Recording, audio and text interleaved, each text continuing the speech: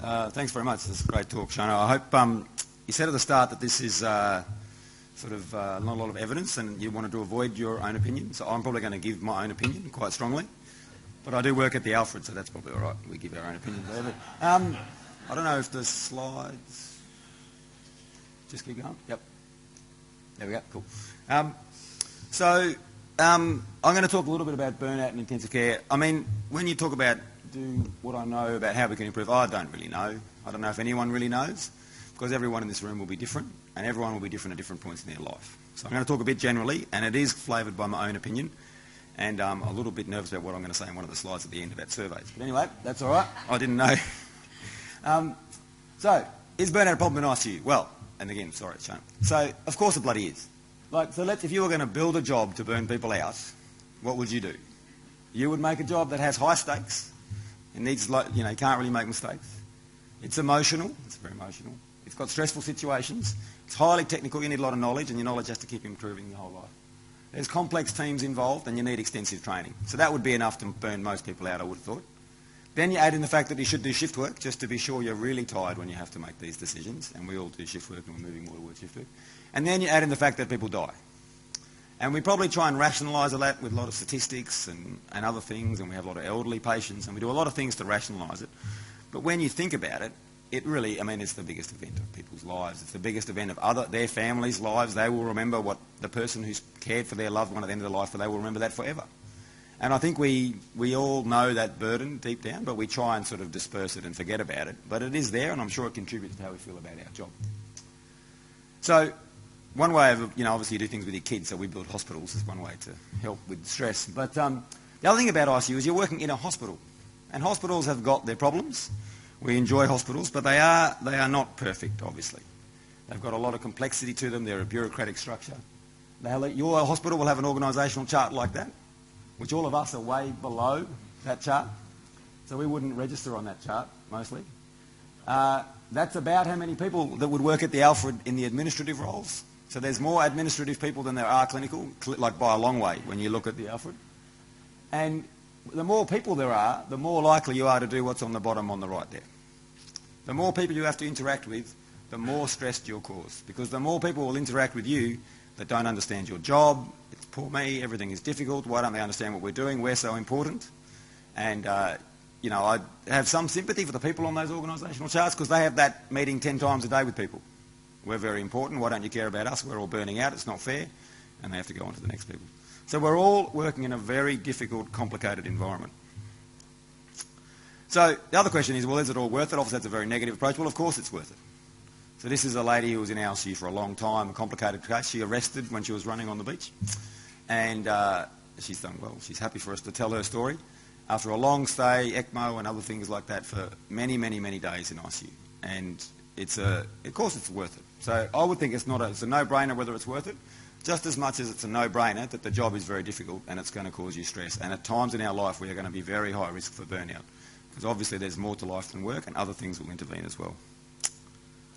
So why is it important and what could we do about some of these things? Well, it's important for you, it's important for the patients, and it's important for the team. And I just want to talk briefly about those things. So for you, why is it important for you? Well, that's probably the dumbest intro ever. Of course it's important because it's your friggin' life and you only get one. So if you burn out in the middle of it, it's very, very difficult. And we probably all know people that have had extreme ends of that or short-term ends. I've definitely had little periods where I've thought this is getting a little bit scary in terms of the stress I'm under and how I'm feeling and how I'm performing based on that. So of course it's really, really important. So we have to take it seriously because we know, as I sort of hinted at before, we've got a number of arcs in our life. We've got our career arc. Where are we going? What are we going to do? What's the plan for the future? You've got your own personal arc, which you have some control over, but some not. You have a family member gets sick, you have to move, all those other things. The job doesn't come up where it wants to come up. So you've got all those things interacting in your life. And burnout will play a different part at different times in your life. I was very lucky. I realised when I did my exams, as an example, I feel very fortunate. I was, my wife and I were in a pretty situation where we could be pretty self-focused. We had no kids. Everything was on hold for 6 months. And I cooked my wife dinner for 6 months, she cooked me dinner for 6 months while we did the exam, and it was easy. And I saw other people go through that situation in a very different way, with things that went wrong in their life. They had complexities, like I said, kids that were sick and things. And they got very stressed and got close to these burnout or stress situations right at that time. So it's very different at different times for people. So we could do the stats. Sorry, Shona, again. But I don't think it's really going to change. So it's going to show that a lot of people are stressed and have burnout. And the numbers will change, and I think it's really interesting to look at the factors that go into why people get stressed and what we can do about it. But the numbers are going to be high because the job is built that way. And we all signed up for medical or nursing in ICU, and that's how it's built. So one thing, could you fix it with your app? Just a little hands up. Who's got some sort of mindfulness / something app on their phone where they do? So most people? Everyone feel better with their app? So there's a whole thing about how you feel better. And these things all have their place. The latest show that everybody watches, a Netflix show or something like that, our latest one my wife and I was watching is Billions. Have anyone seen Billions? So these two dudes, the lawyers on the left and the bad guys on the right, and they basically spend the whole time metaphorically raping and pillaging New York, basically, trying to make more money and get more people in prison, and it's all terrible behaviour. And then often in the episodes they show them with a mindfulness app in front of them, so they just go and scream at someone, lock them up, yell at them, take someone's money, then they sit down and they do the app for 3 minutes. Then they go back to killing and people, and I'm sure it's done for comic relief, but it's hilarious how it sort of demonstrates, 3 minutes in front of your phone will fix that, and then you go back. So all these things have their place, but probably not going to solve the problem. So you get to do stuff to look after yourself, and I'm not the person to tell people to look after yourself. I take no responsibility. I do like hunt a snowboarder. I think that would be very relaxing. I've never liked snowboarding. So there probably is one thing that, in all seriousness, for individuals you need to do, and I'm not good at this, and you need to speak to people who are good at it, but there probably is something in self-reflection, and maybe expanding that to the people you trust reflection. So is there people you can talk to or you can look at, and how are you feeling at the moment? And I've done this, I think, okay at times in my life, and I've done it terribly. There was a really interesting thing in the paper on the weekend, and people work with me now, I like a lot of sport, so I'm sorry if I use sport analogies, but a very famous football coach wrote a piece which was really interesting about when his mother died, and he wrote how he thought he did a really good job for while his mother died, and he held everything together, and he was quite proud of himself. And then over a beer at the end of the season, and they didn't have a very good season, he said to one of his coaches basically that, and he said they had a good relationship with this guy, and he said, yeah, did you think I did a good job? He said, do you want the honest answer? He said, you've been a shocker all year. We've hardly known whether you were coming or going. But he never at any point did he reflect while he was doing this what an outsider they all saw was a very difficult time for him. His mother had died unexpectedly. He tried to keep working. And he had no insight, he said, to the fact that his performance was struggling. And he didn't take a break and all that thing. So I think self-reflection is really hard to do and something we need to do more. And it's very hard to fit into a busy life, obviously. So the patient is obviously the important thing. That's why we picked the career. That's why we picked this job. Is it important to the patient? Well, as Shona mentioned, it is important. Medical errors, I mean, the stats around this, obviously everyone knows, is a little bit woolly and not perfect, but this was the estimation from the US about the leading causes of death per year in the US. And if you take a sort of a generous definition of medical errors, it's probably number 3. There's obviously other components to that, but it's very high for people who don't go through the medical system. And we all have sort of theories on the US medical system. But it's probably a bit cocky to say we're a whole lot better than they are. We're probably better at some things, but I'm sure they do some things very well. So and then there's been a lot of data written about that. The BMJ obviously has a big focus on safety and quality. And this is one of their really good papers, sort of a cutout of one of the things they looked at for how you could improve patient care based on that factor. If you've got all these errors and everybody's dying, what I would see is that there's not really anything in that, and there's a whole lot of dot points after this, that really talks about the staff and how they're feeling and how they're doing their job. It's not really included, which I think is a really sort of farcical thing when you think about it. Because we know, and I'll come back to that, about why it's important from a medical team, but really if you don't have a good staff member, what is the tool that we have to look after people? It's people, really. I mean, the staff is what, you can have all the other things in the world, but it's really the staff that make the difference, and I'll talk about that a bit more. If anyone's interested, I guess one thing that really, and Shona touched on this really well, is the empathy / compassion fatigue / all those things. And I think empathy is really important. I think staff members that are good and do a great job, they're often very empathetic to their patients. And I think that's very different to being sympathetic. Sympathetic, and there's a lot of people that can define empathy and sympathy. And for anyone who's interested, on YouTube, there's a great video. If you put in like fox falling in a hole, you'll get it for empathy. And this is I won't show it because I'm running out of time. But this little fox is walking around and he falls into a hole. And the commentator explains, and another friend comes up to the fox and looks in the hole and says, "You want a sandwich? I'll get you a sandwich," and then walks off. And that's defined as sympathy. So they showed some sympathy for the fox. And then it talks about how his other friend gets into the hole and talks to him, and then they work out a way to get out. And it's a great little video, and it's very instructional. But it talks about, it sort of explains to me very clearly why empathy is tiring. Sympathy is not that tiring. Like, I feel sorry, that's a very bad day for you, I'm very sorry. Empathy is tiring, and it's physically exhausting and mentally exhausting, because if you're going to give a bit of it yourself to that person, you're going to tire yourself out. And obviously, as was mentioned, that sort of correlates with compassion fatigue. So why is it important for the team? And this is the bit I'm probably most interested in for today, is, so what makes a big team and really good? So we all look at, everyone probably looks at this data, the ANZICS data, we're all obsessed. I took the Alfred off so none of you can see what the Alfred is.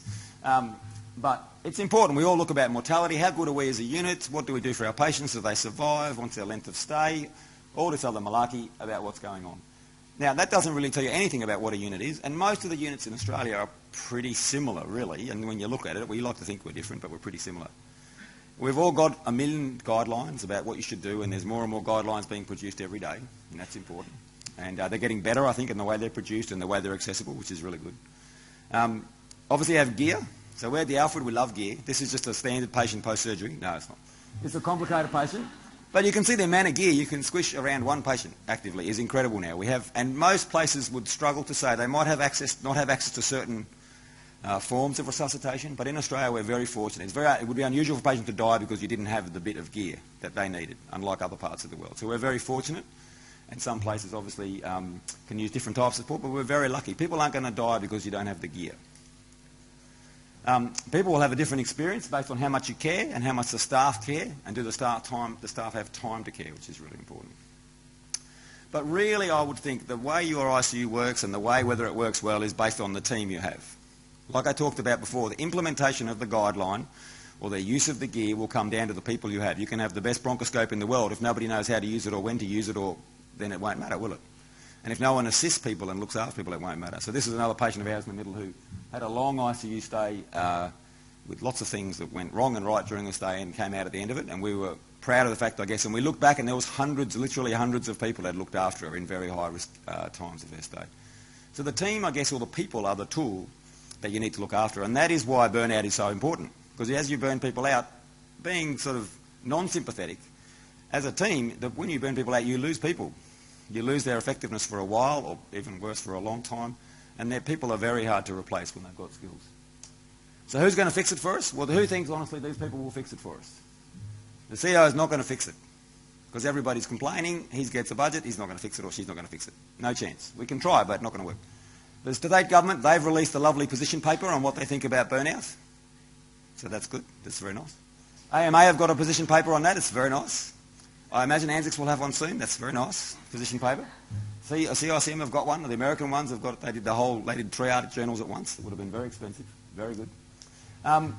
We can do little studies. This was one that was published in Annals of Internal Medicine, where they paid an hour a fortnight, the Mayo Clinic, for people, and said people felt much better, but it made no difference to anything. And they made a big point of saying we paid for 1 hour per fortnight. So you can take what you like out of that. So what do we want? We want lots of flexibility. We want compassionate staffing. We want our leave. We want all the things that are pretty obvious when you think about it, really. And the bottom one is the hard one. We want open dialogue about stress and strain. So you could talk about the fact that you're having problems. There's pretty crappy workload evidence about this. Achievable workload is sort of common sense. There is some sense that removing clinicians from bureaucracy is useful. And there's also lots of evidence in lots of different fields, not just medicine, that people can only do so many things at once. Like my 5-year-old can tell you that. I can only do one thing at once, Dad. Shut up and let me do this thing, and then I'll do the next thing. So I can't eat my dinner if I'm doing my drawing. It's very important I do the drawing. So it's frustrating for dinner, but it's probably correct, isn't it? The organisation, I talked about CEO, they'll probably introduce a wellness program. You'll get an app or something that you can use for your phone. That'll be very good. That'll calm you down. They'll tell you to go for a walk, but there's no time to go for a walk. Healthy eating, that'll be good, but all those things. So just a couple of last things before I finish off. I know I'm a bit late. So read this. This is not Dave Pilcher, if anyone knows Dave, because he's very old, so this can't possibly be him. So we've all known people like that, and I won't ask people for hands up, but many people in this room, if not everyone, will manage people at some level. Whether you're the boss or you're a registrar or something, you're managing people. So what normally happens to Dave in this situation is this. So Dave will burn out. It's obvious. You don't need to study to prove that, do you? But who hasn't done that to someone? I've definitely done that to people. You notice someone's good, they're working hard, they achieve well, so we get them to do more. And not only that, we get them to do other people's work. There are lots of studies. They've done time in motion studies. The green bits on this are the bits that would be good of your day. So the green bit is the bit when you're seeing patients when you're at work, or bits that most people would consider useful. The red is bits when you're doing other stuff, a lot of which is using electronic records. There's a lot of stuff around that in the US. The black bit is you've got to sleep at some point. And the green bit might be time with your family, playing sport, whatever it is you like to do. And the red is sitting back down again to do some work again. So there's only so many hours in a day, and people have different levels of ability to do that. So pretty obvious stuff again. This is the bit I was a bit nervous about for Shona. So this talks about how screening might not be a good thing. And I won't read it out, it just says it better than I can do it. So basically it talks about the fact that checking and checking and checking whether people are burning out might make them burn out. Because really, a bureaucratic approach to this is not there, is not going to help. Being surveyed a lot of times whether you're feeling stressed in a job that is intrinsically stressful is probably not very helpful. It's probably better to accept that it's stressful and how can we make the job better than to say, are you stressed? Are you stressed? Are you still stressed? And again, my 5-year-old would tell me to shut up if I said to him 3 times. There's a very famous coach in the US basketball, Coach K, he's got a long name, it's hard to say, but it's always interesting to look at people who have been very successful for a long time. And he's a coach of Duke University basketball, which is a very famous and very successful basketball program for a long, long, long, long time. And he talked about the fact that at 20 years into his career, he finally worked this out.